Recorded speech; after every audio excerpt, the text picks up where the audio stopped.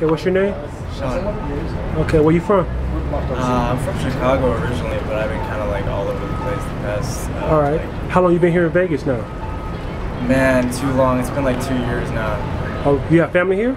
Yeah, my mother and my grandmother stay out here. All right. That's actually why I came out to this area. So, are you? I mean, if you don't mind me asking, how old are you? I'm 22. I'm about to be 23 in like a few days. All right, all right. Well, happy future birthday. So, I mean, like, are you self-taught on your guitar, or? Yeah, I mainly just played like a lot of punk rock when I was younger. Just simple, easy stuff. And So you self-taught yourself how to play? yeah, pretty much. Yeah. Beautiful. So, like, you can play by ear, anything? It'll take me a bit to like learn it, but yeah, eventually I'll get it. I mean, it'll take me like a couple hours, maybe like an hour. So, like, where you see yourself going with your music? Honestly, to tell you the truth, I'm really just doing this right now because I don't have an ID and I'm waiting for my birth certificate. All right. Social. I had a job at a restaurant like 3 months ago and it closed. Oh wow.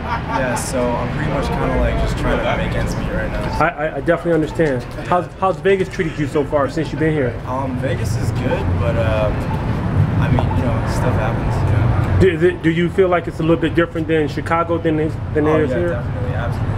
Do you feel like the people are less sociable? You know what? I mean, Vegas is a really cold city. I would say that for sure. Yeah. Like, a lot of people are just like very, like, I don't know, like in Chicago. I mean, you have like all your stuff with all the gang violence, all that other stuff. But that's at anywhere. the end of the day, though, I mean, it's like everybody's at the fest. Yeah. With the you know, for the neighborhood and, the and everything else, and you know. And there's stuff going on all the time, and it's really like close knit, you know. But out here, it's like I never even talked to met any of my neighbors. You know what I'm saying? Like I would rarely see them, and like it was just it's very like it's hard to explain. But part of me wants to just blame it on the fact that nobody's from here, really. But no, part of me is kind of like I say this. I've learned this from my grandmother. Every place is different. Yeah. No, you know. And I'm from Michigan, so you say hi to your people. You say hi to people, and they say hi back. And then here, people be kind of like antisocial a little bit. So I do understand it. So let me ask you this question. Like, where are you? Have you went to college, or are you looking to go to college? I did start school. I started a school at Rock Valley College in Rockford, Illinois. Oh, all right. What were you majoring? I was just doing an associate's in arts and general studies. I only did like finished like a semester, and I was 18 and I had moved out, and I thought I was gonna be able to like go to school full time and work full time and pay all these bills for the first time, and it just didn't work out like that at all. So I quit school for a little bit, and then so you're not married, no kids, no. I kind of just like started like just traveling around, you know. It's like I was living in Chicago. I mean, I've lived in Washington, I've lived in Atlanta, I've lived out How was Atlanta for you? Atlanta was cool, man. They show you love? Oh yeah, Atlanta's definitely, I mean the South, I've been to South Carolina too. Yeah. South Carolina, Atlanta, I mean, people make it seem like it's like all this racism. I mean, you will get some racist people, but the thing is like they show you love where there's you know a lot more like family, like friendly, connection. Like, you know what I'm saying? And like people will give you the shirt off their back. You know what I'm saying? Like, and that's so true. I mean, I'm pretty sure you saw the situation with Baltimore. Oh yeah. And Fox making it the riots, seem to be way more than what it is. But you know what? I have to say, Dr. Phil, of all people, I would have thought he would have been not as voicing his opinion. He made a point. He said, you know what? When the newscasters were saying, asking him, well, no, they have opportunities just like us. And Dr. Phil said, well, no, you know, they live in an area that's very urban. Education system is very poor. They're not getting the same situation you or I or our kids are getting. You know what I'm saying? Then, you know, you expect them to be all right with it. So I do understand their situation. I'm not justifying what they're doing, but like you said, when you lived in Atlanta and South Carolina, they showed you love. They gave you shirts off their back. And I mean, to tell you the truth, like this guitar right now, like I got robbed like 3 weeks ago. Wow. And I had I had my guitar, not right here. It was on Sahara in Maryland. Okay. But I had my guitar and my ID and my social, my birth certificate, all that stuff, right? And so like I was like basically screwed, man, because I was already playing guitar on the Strip, you know. And I was just kind of like I was on Tropicana and Las Vegas Boulevard, and like I didn't know what I was gonna do, so I pretty much just like started just I did like the homeless thing, like with the sign and stuff until like. How was that for you? Did they show you, like, help you? And I mean, honestly, I started out just like trying to like just tell exactly what happened. You know what I'm saying? Like not in so many words, like, but basically just say like guitar, or just trying to save for a guitar, right? And I would probably make like $3 a day, you know what I'm saying? So then I like tried to like get people to stop and like tell them what happened, and like people just like don't believe you. And then I would hear people say shit like the other day this dude was like, I had a sign that said need to replace a guitar, anything helps, whatever. And then this guy from out of town was like sticking his hand in his pocket, and then the dude that was with him was like, that lived in town, he was like, no, he's like, that's all hustle, man, that's all hustle. And I was like, really, bro? I was like, how do you know? I've never even seen you in my life. And then like people just like assume, you know what I'm saying, like that you're lying. And like the thing is, so eventually I just like stopped telling the truth, like, and I just started like going up to people like, hey man, you got $2 for the bus pass? You know what I'm saying, stuff like that, you know. And then just like having to like do little shit. I mean, little just hustles, like to basically pull money together. And then like I'm like basically renting this guitar right now from somebody that I know, just cutting them in like whatever. You are. And then until I can get my own, and then start over from the beginning. Okay, let me ask you a question.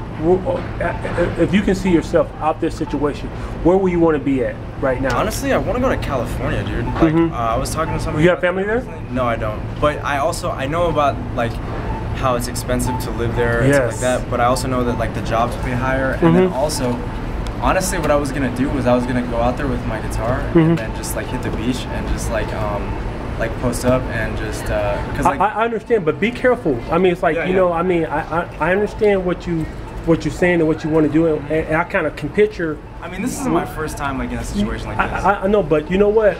Every situation may not be like this. You know what I'm saying? Because you constantly hear people missing, and like you said a couple weeks ago, got robbed. I mean, it's a blessing. That's it. You know what I'm saying? But you have to be careful, because some people will find it intrusive and invading that you're in their situation. And I'm not saying in California, certain parts out there, they're vicious. You know what I'm saying? Even though I haven't been there, I have family that live there, and I have family that visit there, and it's a different world. So I'm not saying, but research the area you want to go to. Make sure that ain't, you know, violence on people that, you know, go up there and stuff like that. I see what you're saying. So, you know, I mean, it's like, I mean, what about how your mom and actually, you know what? I didn't even tell my mom like about the whole like situation, just because I didn't really want to like burden her with like other stuff. She has, but you know, as parents, and I got 3 boys and a girl. I would never want my child or any of my kids. I would hope they come to me and say, hey, you know, this is what I can do for you, and this is what I can't do for you. But I'm pretty sure your mom wouldn't want to see you in this situation. Yeah, but you know, I thought about all that. Of course, yeah, she wouldn't. But like, I thought about all of it, and I was just like, man, she's gonna be like all worried all the time. Like when I'm out here. Like even if I like got my own spot, because like she knew that I was like playing music on the strip. And I had like my own place or whatever. And I was just living with a friend, and we were just basically splitting a weekly, you know what I'm saying? And she knew about all that, and she knows like that I've been traveling kind of like over the past couple of years. And I ain't past 3 or 4 years, and until I got here, she basically, if I told her like exactly what happened, she'd be trying to like, she would want to move me in and stuff with her. Well, I mean, like I can't do all that. You her child, you know what I mean? It's like she wants to protect you. So that's why I'm just saying, like, I didn't even like bother letting her know about all of that. I mean, I just let her know that like I lost my phone. And that I'm still playing music and stuff. But like honestly, this is only like a temporary situation. I was really like down and out, dude, for about like 2 weeks, and I was like, man, what the hell? I was really close to like just wanting to just rob somebody that just was talking shit, you know. But then like the other day, when I met my friend who had this guitar, and he said I could like rent it basically. And then actually it was crazy too. Everything happened like all on the same day. This dude came by, gave me like $20 while I was playing, and then I found $20 on the ground, and then like 10 minutes later I find $5 on the ground, and then I go and gamble, right? And I win $96. And that's blessings, so man. Like, oh my god. Yeah, that's blessings. Like I just had to put in like $2, like because I had got something to drink and I was chilling. That's blessings. Like, blessings from God. Yeah, dude. So everything is like just on its way. Basically, you just gotta stick it out. I'm gonna end this. If you can give out a positive message, what would you give out? Basically, man, you just like do what you gotta do. That's at the end of the day, it is what it is, man. Just like. And thank you, brother. Right choice, yeah.